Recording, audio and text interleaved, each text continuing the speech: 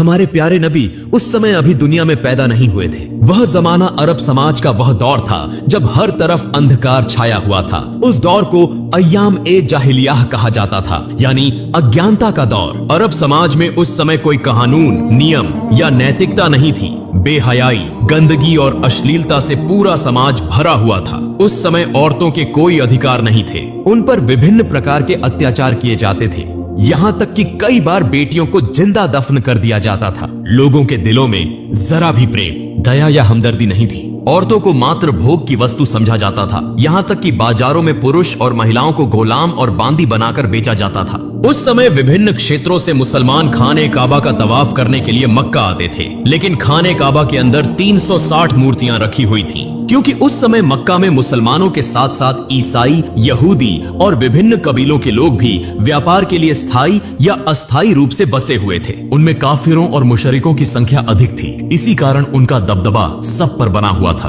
फिर 570 ईस्वी का समय आया जब मक्का के प्रधान नबी करीम के दादा और कौरैश कबीले के सरदार अब्दुल मुत्तलिब थे, जो खाने काबा की देखभाल के जिम्मेदार भी थे। उस समय नबी अपनी माता आमिना के गर्भ में थे। इसी दौरान एक दिन अरब में एक बड़ी हाथियों की सेना दिखाई दी, जो धीरे धीरे मक्का की ओर बढ़ रही थी। लोग उनके भय से अपने घर बार छोड़कर भागने लगे थी, क्योंकि वे उनका मुकाबला करने की ताकत नहीं रखते थे। यहाँ तक कि वह सेना कई मक्का वासियों को कैद करके उन पर जुल्म और अत्याचार करने लगी और नबी के दादा अब्दुल मुत्तलिब के 200 ऊंटों सहित मक्का के सभी ऊंट छीन लिए, ताकि कोई उनसे लड़ न सके।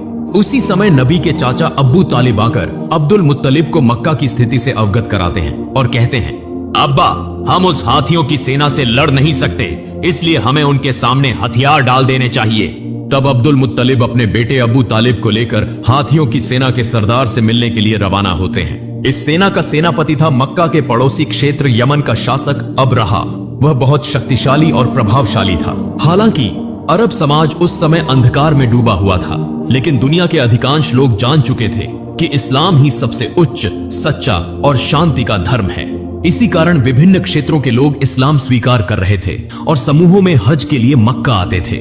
इस्लाम और खाने काबा की यह लोकप्रियता देखकर अबरहा ने अपनी शक्ति के बल पर यमन की राजधानी सना में खाने काबा जैसा एक गिरजाघर बनाया, क्योंकि वह चाहता था कि लोग ईसाई धर्म स्वीकार करें और उसके बनाए हुए गिरजे में अधिक से अधिक आएं। लेकिन जब अबरहा ने देखा कि उसकी इच्छा पूरी नहीं हो रही थी, तो वह अत्यंत क्रोधित हो गया और उसने निर्णय कर लिया कि वह खाने काबा को ढा देगा। फिर अबरहा 60,000 सैनिकों और 13 हाथियों के साथ मक्का की ओर रवाना होता है। उसी समय अब्दुल मुत्तलिब उसके पास पहुंचकर उससे कहते हैं, मैं तुम्हें चेतावनी देता हूं, जिस घर को तुम गिराना चाहते हो वह अल्लाह का घर है, इसलिए इस खतरनाक काम से बाज आ जाओ। लेकिन अबरहा ने उनकी बात सुनने से इनकार कर दिया। तब अब्दुल मुत्तलिब ने उससे कहा, तुम मेरे ऊंट वापस कर दो। यह सुनकर अबरहा हैरान हो गया और बोला, मैं तुम्हारे पवित्र उपासना स्थल को गिराने आया हूं, जहां तुम्हारे पूर्वज पूजा करते रहे हैं। इससे तुम्हारी इज्जत और पहचान मिट्टी में मिल जाएगी। मगर तुम्हें इसकी कोई चिंता नहीं, तुम सिर्फ अपने ऊंट वापस लेने आए हो। तब अब्दुल मुत्तलिब ने उत्तर दिया, मैं अपने ऊंटों का मालिक हूं, इसलिए मैं उन्हें लेने आया हूं। लेकिन इस मक्का और खाने काबा का असली मालिक अल्लाह है। निश्चित रूप से मुझे विश्वास है कि अल्लाह स्वयं ही इस काबा की रक्षा करेगा। अबरहा ने उत्तर दिया, आज मैं यह भी देखना चाहता हूं कि तुम्हारा अल्लाह किस तरह मेरे हाथों से खाने काबा को बचाता है। फिर अबरहा ने अब्दुल मुत्तलिब को उनके ऊंट वापस कर दिए और अब्दुल मुत्तलिब अपने घर लौट आए। अगले दिन सुबह अबरहा अपनी हाथियों की सेना के साथ मक्का में प्रवेश करने के लिए बढ़ रहा था, लेकिन जैसे ही हाथी खाने काबा की सीमा में पहुंचे, वे आगे बढ़ने के लिए तैयार नहीं थे। ऐसा लगा जैसे उनके पैर पत्थर के हो गए हों और किसी चीज में जकड़े हुए हों। अबरहा और उसके सैनिक चालाकी से जबरदस्ती हाथियों का रुख मोड़ देते हैं और उन्हें अच्छा अच्छा खाना खिलाते हैं। वे खाने की ये सभी चीजें खाने काबा के सामने फैला देते हैं, ताकि हाथी लालच में आकर दोबारा खाने काबा की ओर बढ़ें। इधर अब्दुल मुत्तलिब बहुत अधिक चिंतित थे। दुखी मन से वे खाने काबा के पास आते हैं। खाने काबा के दरवाजे पर एक जंजीर थी। अब्दुल मुत्तलिब ने उस जंजीर को मजबूती से पकड़ लिया और अपना सिर दरवाजे पर रख दिया। फिर अल्लाह ताला से दुआ करने लगे, हे अल्लाह, यह घर तेरा है और इसकी रक्षा की जिम्मेदारी भी तेरी है। हम तो सिर्फ तेरे बंदे हैं, हमारे बस में कुछ भी नहीं। अब तू ही अपने घर की रक्षा कर। यह दुआ करते हुए उनकी आंखों से आंसू बहने लगे। तभी अचानक अब्दुल मुत्तलिब ने आकाश से एक आवाज सुनी।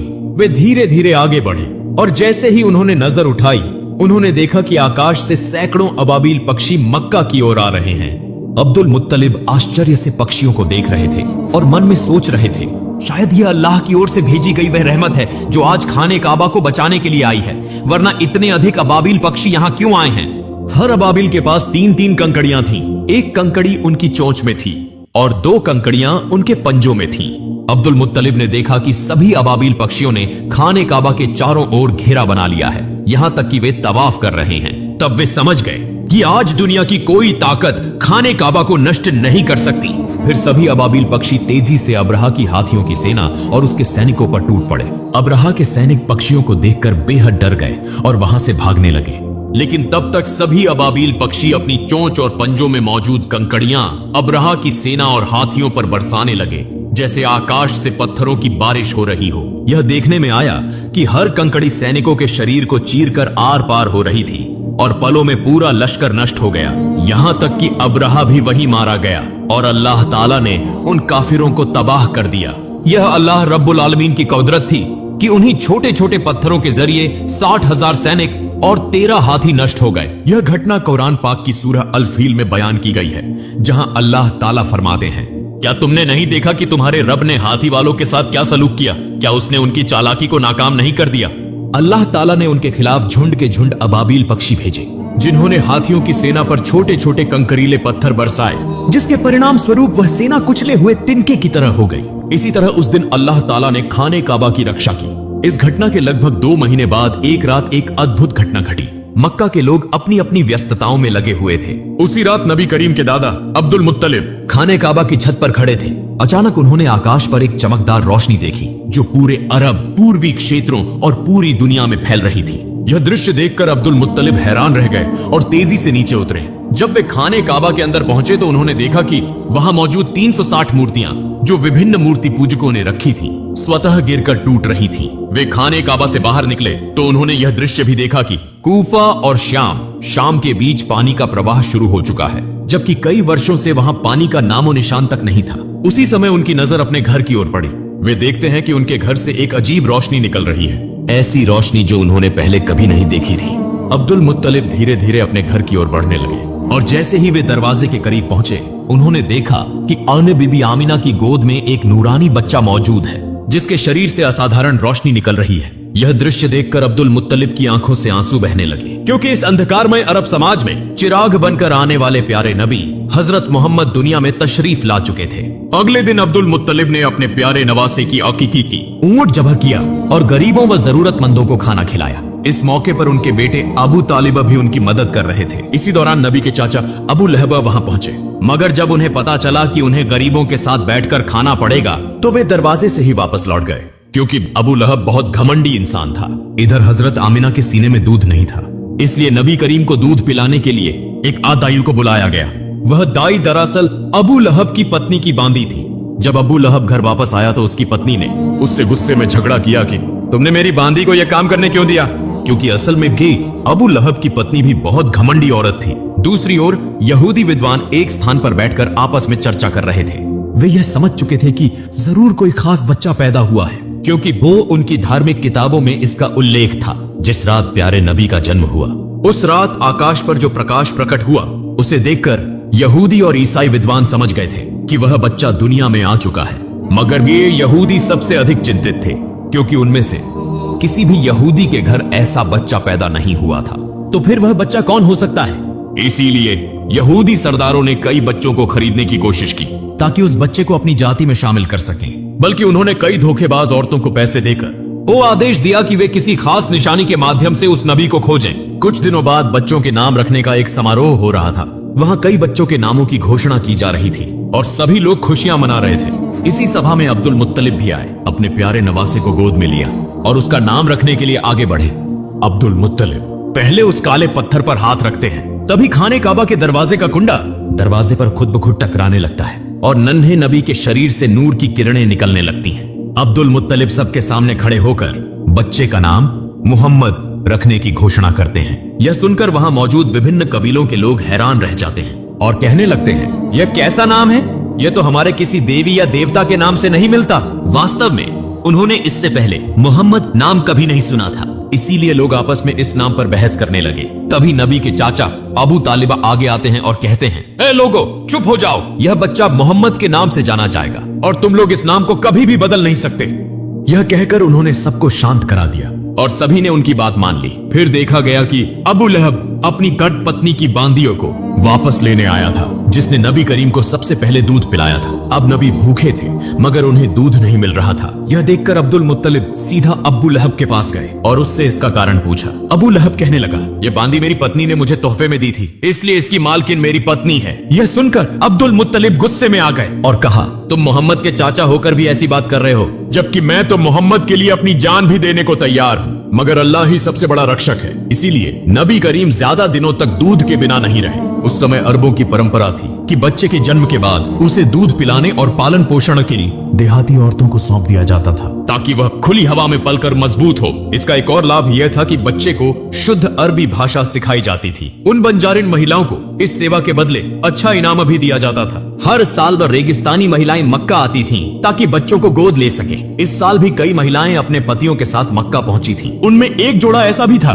जो रास्ते की भीषण गर्मी के कारण थक चुका था और उनका ऊंट भी कमजोर हो चुका था। मजबूरी में उन्होंने सबसे पहले अपना ऊंट सस्ते दामों में बेच दिया और फिर बच्चे की तलाश में निकल पड़े, क्योंकि वे देर से पहुंचे थे। इसलिए दूसरी महिलाएं पहले ही सभी बच्चों को ले चुकी थीं। यह देखकर उनका दिल उदास हो गया। इसी दौरान जब कसाई उनके बेचे हुए ऊंट को ज़िबह करने लगा तो अचानक ऊंट खड़ा हो गया, भागने लगा और सीधा नबी करीम के घर में प्रवेश कर गया। यह देखकर वह महिला भी ऊंट के पीछे पीछे दौड़ती हुई नबी के घर पहुंच गई। नबी करीम की माता हजरत आमिना उस महिला को थका हुआ और भूखा देखकर उसे अपने घर में भोजन के लिए ले जाती है और अपने बच्चे को पालने में लिटा देने के लिए कहती है। जब वह महिला अपने बच्चे को पालने में रखने लगती है तो अचानक वह नन्हे मोहम्मद को देखती है, जिनके शरीर से नूर की किरणें चमक रही थीं। यह देखकर वह महिला आश्चर्यचकित रह जाती है। फिर उन्होंने नन्हे मोहम्मद को अपनी गोद में उठा लिया और उन्हें भूखा देखकर दूध पिलाया। यही महिला नबी की दूध माँ हजरत हलीमा सादिया थी। चूंकि नबी करीम की परवरिश के लिए ज्यादा इनाम देने वाला कोई नहीं था, इसलिए अब तक किसी ने नबी को गोद नहीं लिया था। इस मामले में हजरत अब्दुल मुत्तलिब और हजरत आमिना